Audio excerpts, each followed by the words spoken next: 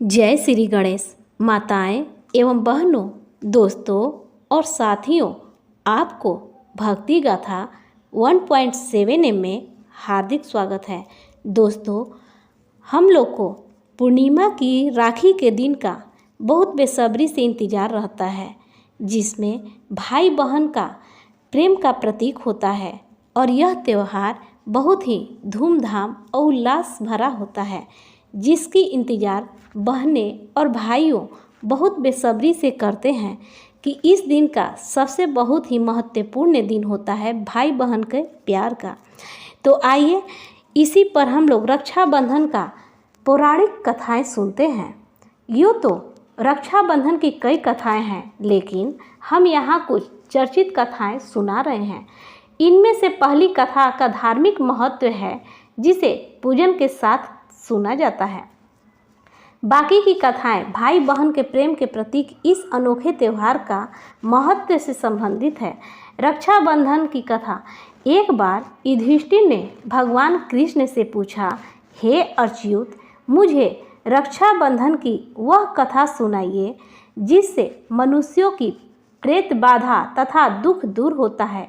भगवान कृष्ण ने कहा, हे पांडव श्रेष्ठ, एक बार दैत्यों तथा सुरों में युद्ध छिड़ गया और यह युद्ध लगातार 12 वर्षों तक चलता रहा।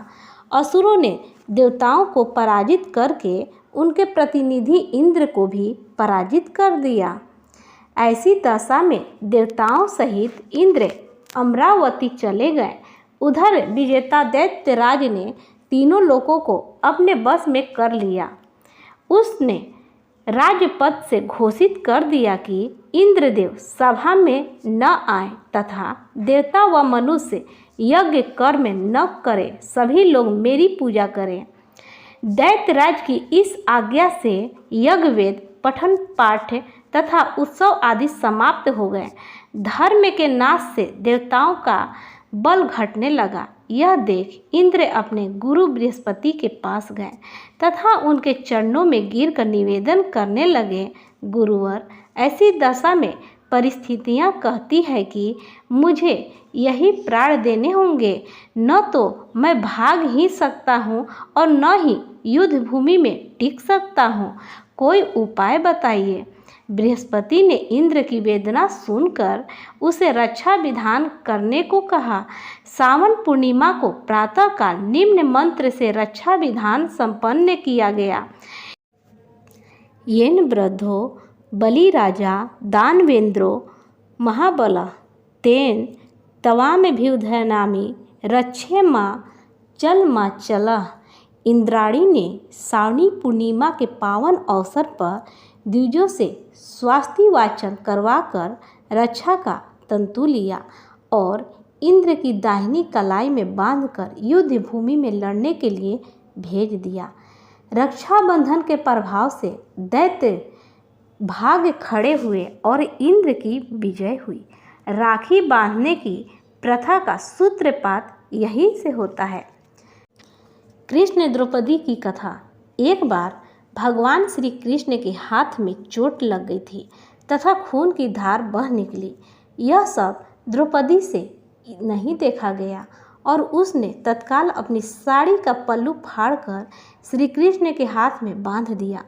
फलस्वरूप खून बहना बंद हो गया।